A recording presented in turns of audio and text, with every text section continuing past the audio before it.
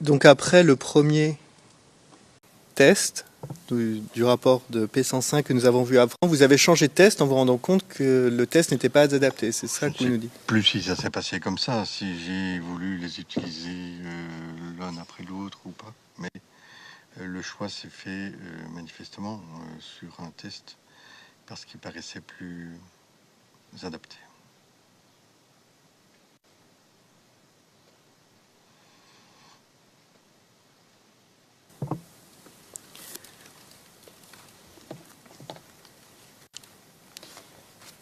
Est-ce qu'il existe des versions différentes de ce test, le PCL?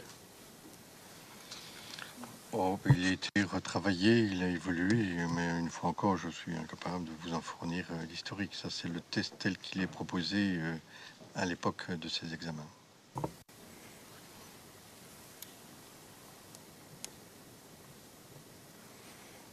Et donc le S veut dire quoi dans le test PCL-S?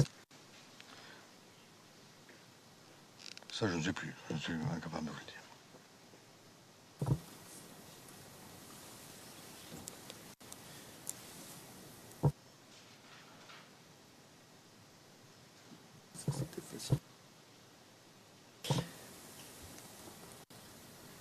Donc je vous repose la même question que pour le test précédent. Est-ce qu'il prend en compte des variations d'ordre contextuel ou culturel? La réponse est la même que celle que j'ai formulée tout à l'heure.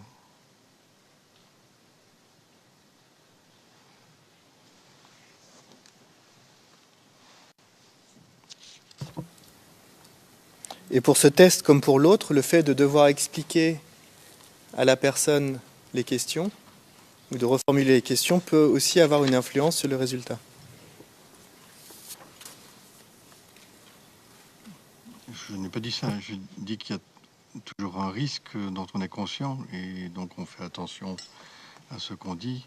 Et je l'ai écrit d'ailleurs.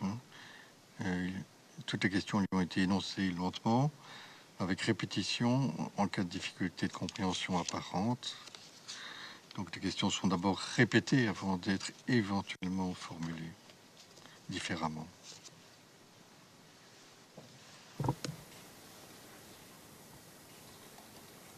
Oui, j'avais bien compris que c'est un risque de biaiser les réponses, dont vous êtes conscient.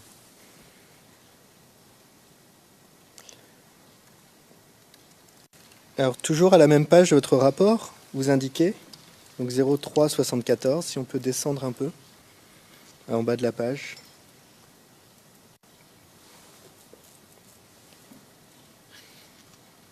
Le score obtenu est de 52. Le score moyen dans les syndromes post-traumatiques avérés est de 61,21. Écart type 8,18.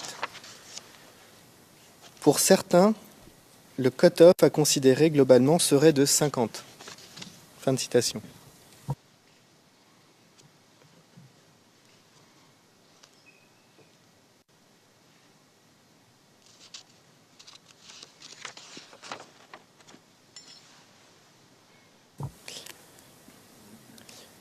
Et vous renvoyez en note de bas de page, on la voit là à l'écran, à un article. Pourquoi avez-vous fait référence à cet article en particulier ?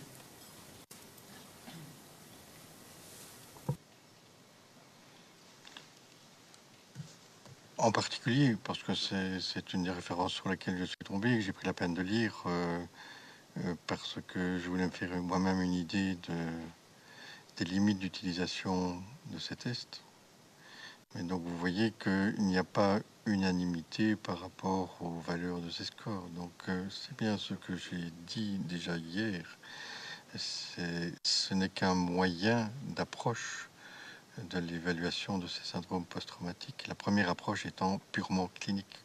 Quel est le discours spontané de ces personnes? Je pense que ça a autant de valeur, si pas plus de valeur que ces tests, qui ne visent rien d'autre qu'à vérifier quelle est la perception médicale à la suite de l'entretien.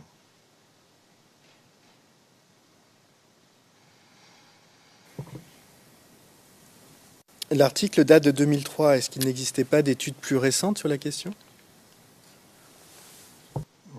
Maître, c'est probable, oui.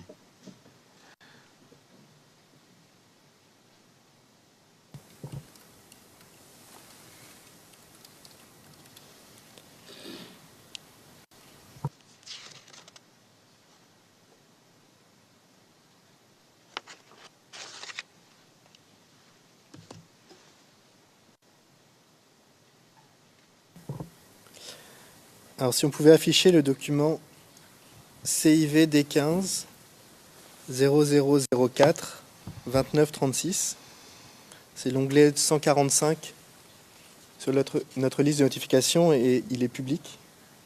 Il s'agit de l'article en question. J'ai une version papier pour le témoin.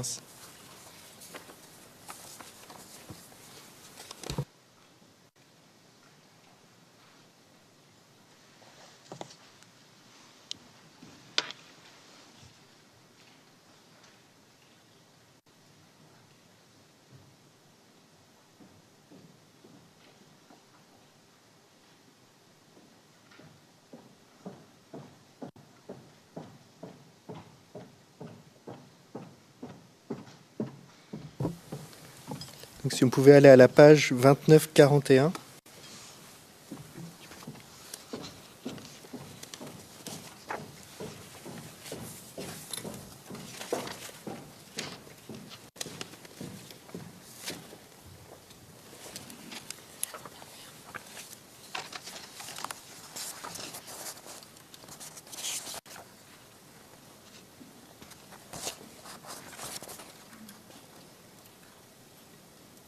C'est l'avant-dernière page du document que vous avez, monsieur le témoin. Donc si on va en bas de la page, s'il vous plaît, madame la greffière.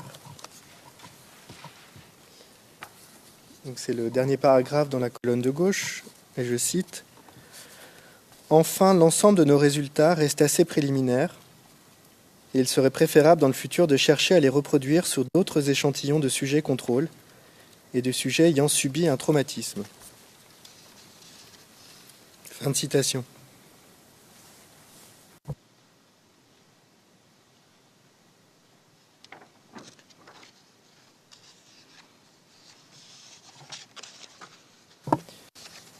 Alors les auteurs de l'étude eux-mêmes présentent leurs propres conclusions comme préliminaires. Pourquoi ne pas l'avoir indiqué dans votre rapport ?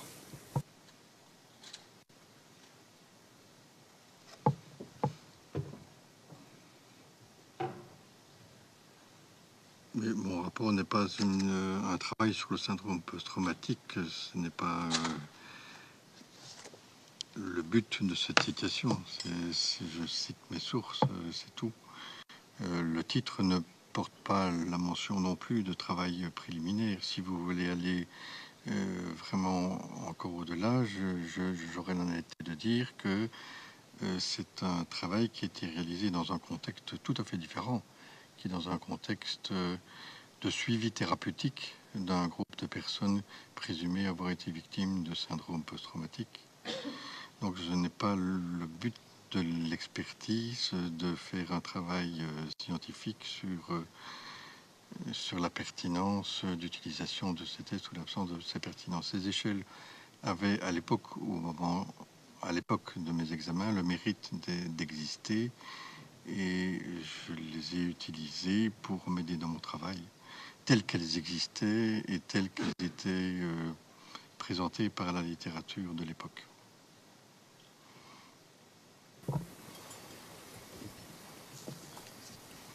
Donc effectivement, ça vous permettait de donner vos sources. Et quand vous indiquez, pour certains, le cut-off à considérer globalement serait de 50, quand vous dites pour certains, vous pensiez à qui ? Ou à quelles études ? Ça faisait référence à d'autres travaux, d'autres publications, mais que je n'ai pas intégré, dans mes citations, puisque ce n'était pas le but. Le but était uniquement de montrer le caractère variable de ces cut-offs d'une étude à l'autre, et que donc il fallait être prudent pour les cas limites, comme je l'ai évoqué tout à l'heure. Merci, monsieur le témoin. Alors, monsieur le président, nous allons à présent discuter à la suite des 3 rapports à huis clos partiel, dont nous avons parlé hier à huis clos partiel. Donc si nous pouvions passer à huis clos partiel. Merci.